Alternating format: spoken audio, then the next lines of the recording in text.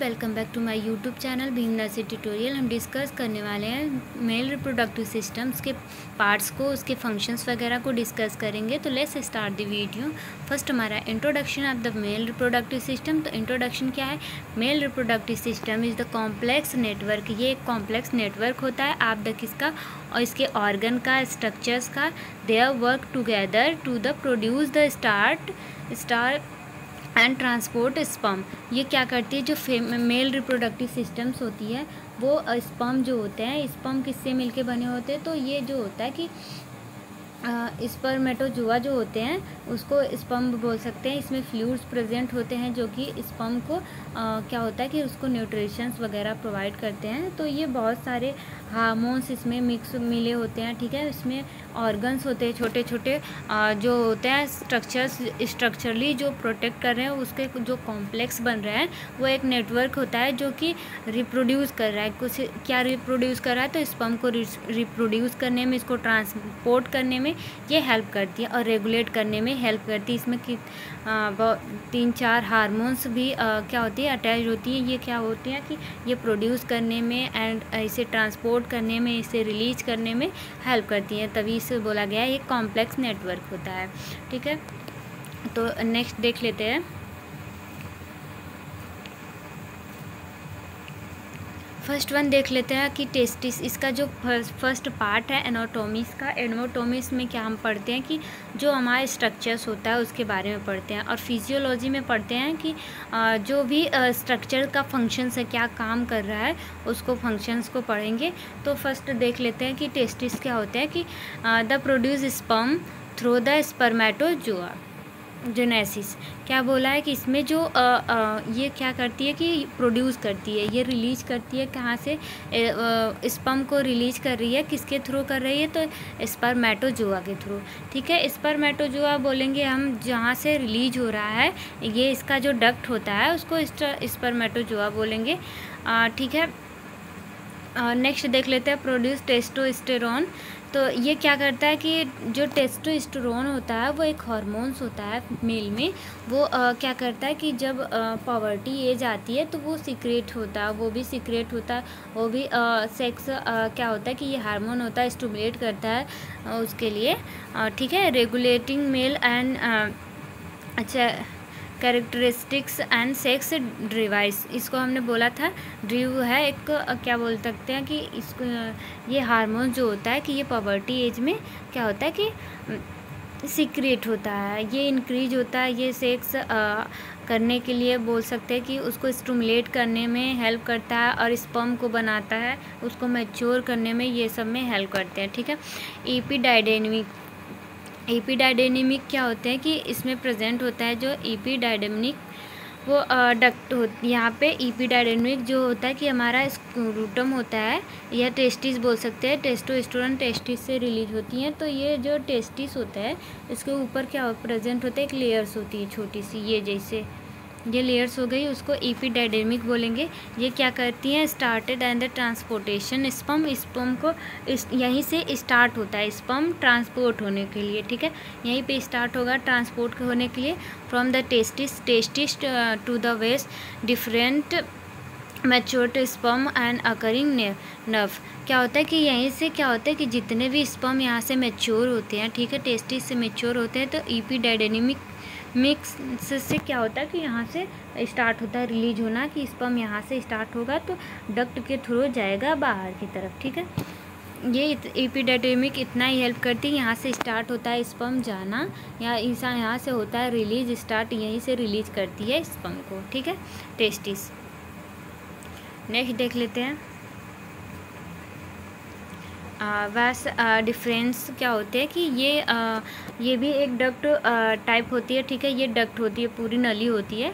तो ये क्या हेल्प करती है? फर्स्ट वन क्या होते हैं? मस्कुलर ट्यूब होती है, वो ट्रांसपोर्ट करने में स्पर्म फॉर द एपिडिडेमिक, जो एपिडिडेमिक्स हमने अभी बताया है, यहाँ से स्टार्ट होती है स्पर्म, यहाँ से रिलीज करना, यहीं से एक क्या बोल सकते हैं ओपनिंग होती है जहाँ से स्क्रू जो टेस्टिस हमारा ये टेस्टिस है जो वहीं से रिलीज होता है स्पर्म। तो यहाँ से क्या होती है कि ओपनिंग होती है, यही इजाज़त देता है जो एपिडिडेमिक होता है कि रिलीज करने के लिए।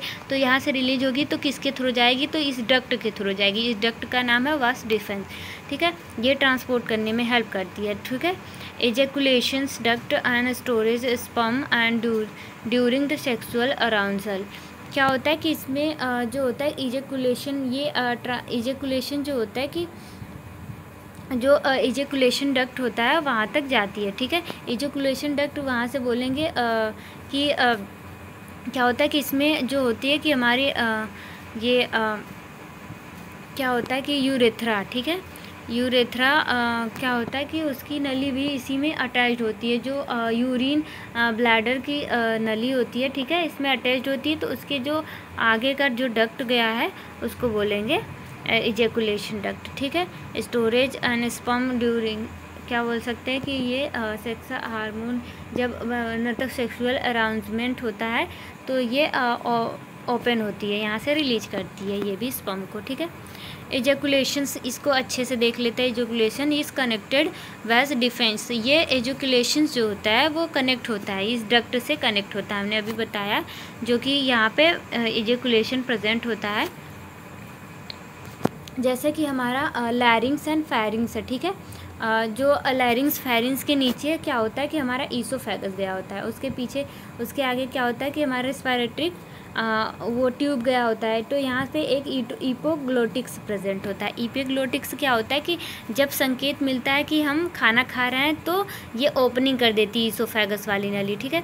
जब संकेत मिलता है हमने इस पर रिस्पायरेशंस हमारा स्टार्ट है तो ये वाला ओपनिंग बंद कर देती है, ताकि ये सेपरेट कर सके दोनों को, दोनों फेफड़े में हमारे क्या होता है कि कोई भोजन वगैरह उसमें ना जाए, इसलिए ये सेपरेट करके रखती एपिग्लोटिक्स। वैसे यहाँ पे है कि जो इजैकुलेशन डक्ट होता है वो भी क्या होता है कि ये स्पर्म को ही बस क्या करती है कि ये रिलीज करती है वहाँ से, ये भी ऐसे सेपरेट करके रखती है, क्योंकि जो इसकी यूरिन की जो नली होती है और ये हमारा डक्ट जो होता है कि एक ही में अटैच्ड होता है, आगे हम डिस्कस करेंगे उसको।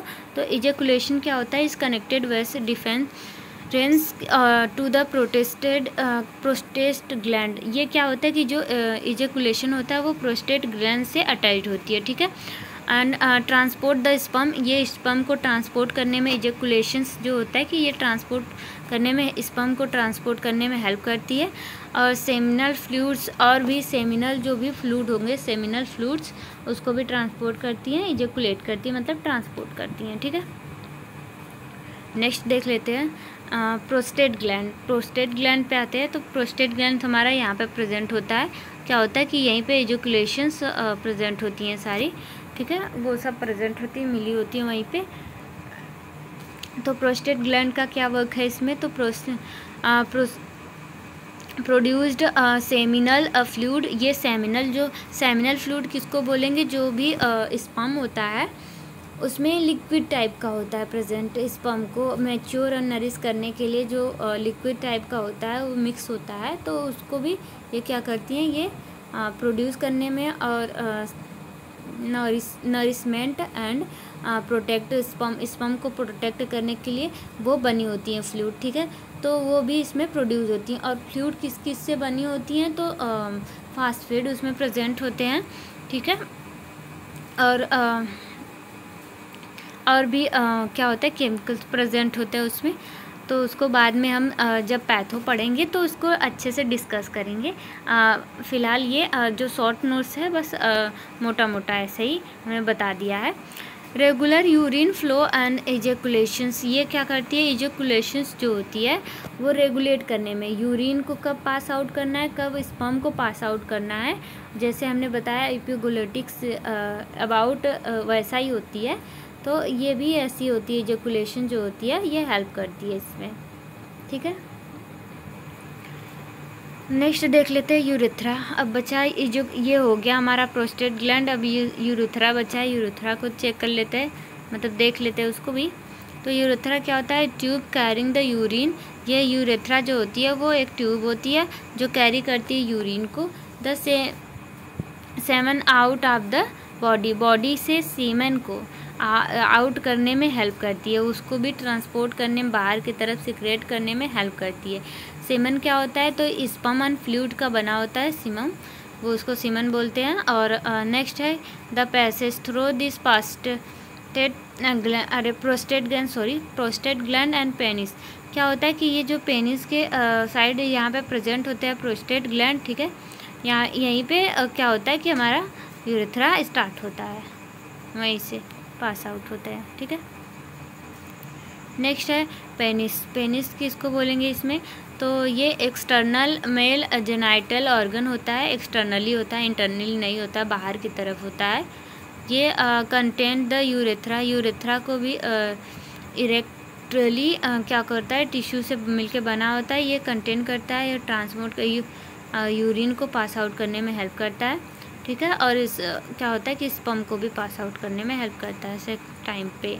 स्क्रोटम क्या होता है, नेक्स्ट देख लेते हैं। स्क्रोटम जो होता है कि sac of the skin containings the testis epididymis and the spermatic cord and regular the testicular temperature. जो स्क्रोटम होता है वो क्या करता है कि ये रेगुलेट करता है स्क्रोटम को, इस स्पर्म टेम्परेचर को रेगुलेट करता है। और जो स्क्रूटम होता है वो क्या होता है कि ये जो टेस्टिस है उसकी लेयर्स होती हैं, उसके अंदर की लेयर्स होती है जिसमें हमारा स्पर्मेटोजोआ क्या होता है कि उसमें बनते हैं, ठीक है, स्क्रूटम में। नेक्स्ट देख लेते हैं फंक्शंस को, देख लेते हैं। फंक्शंस मेन है हमारे मेल रिप्रोडक्टिव सिस्टम्स के जो फंक्शंस है उसको देख लेते हैं। ये मेन होते हैं स्पर्मेटोजेनेसिस। स्पर्मेटोजेनेसिस मीन्स जब जो होता है कि स्पर्म एंड फ्लूइड्स, ठीक है, ये बाहर निकलते हैं, ठीक है, ये सिक्रेट आउट होते हैं, तो उसको स्पर्मेटोजेनेसिस उसको सिक्रेट करने में हेल्प करती है हमारा जो मेल रिप्रोडक्टिव सिस्टम्स होते हैं। और स्पर्म मैच्योरिटी और स्पर्म को मैच्योर बनाने में हेल्प करती है। जो होता है कि हमारा टेस्टिस होता है, टेस्टिस में क्या प्रेजेंट होते हैं, उसमें भी स्क्रूटम्स लाइंस प्रेजेंट होती है, इसमें नीचे क्या होता है डक्ट लाइक स्ट्रक्चर्स होती है, उस पर स्पर्म बनती है, ठीक है। स्पर्म को मैच्योर करने में, उसको बनाने में, प्रोड्यूस करने में हेल्प करती हैं। इजैकुलेशंस मीन्स जो होता है कि मेल रिप्रोडक्टिव जो सिस्टम्स है उसे सेपरेट, कब यूरिन को पास करना है और कब स्पर्म को पास करना है उसको सेपरेट करके रखना है। फर्टिलाइजेशंस में जब फर्टिलाइजेशंस के लिए जो स्पर्म होते हैं वो रिलीज होते हैं, उसको भी हेल्प करती हैं, उसको भी क्या होती है मेंटेन करके रखती हैं। और हार्मोन रेगुलेशंस में आएंगे, जैसे लुटिनिजिंग हार्मोन हमने बताया था। लुटिनिजिंग हार्मोन ये क्या करती हैं कि ये स्पर्म को रिलीज करवाने में या सब ट्रांसपोर्ट करवाने में हेल्प करती हैं। और बचा हमारा जो होता है कि प्रोजेस्टेरोन्स क्या होते हैं कि ये भी ये मेंटेन करके रखते हैं उसके मैच्योरिटी को, एंड कब प्रोड्यूस करना है कब नहीं प्रोड्यूस करना है, कितना उसको नरिशमेंट चाहिए, कितना उसमें प्रोटीन्स वगैरह चाहिए, और एनर्जी को मेंटेन करके रखने में ये सब हेल्प करती हैं। और जो टेस्टोस्टेरोन होता है वो सेक्सुअल हार्मोन्स होती हैं, ये क्या करती हैं कि उसमें स्टिमुलेट होती हैं करने के लिए। तो thank you class, thank you very much. Next देखेंगे अगले वीडियो में।